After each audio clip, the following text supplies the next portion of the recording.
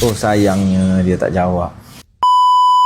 Okey, sekarang ni kita nak call pemenang rezeki bertuah kali ni. Hari ini.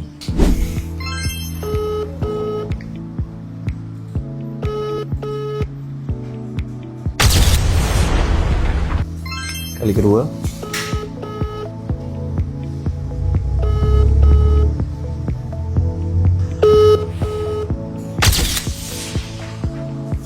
Okey, kali ketiga kita call pemenang kita.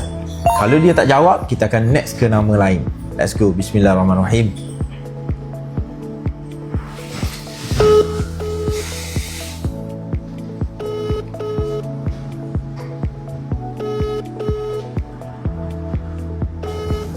Ada peluang sikit lagi. Sikit lagi. Kali ketiga dah ni. Kita call.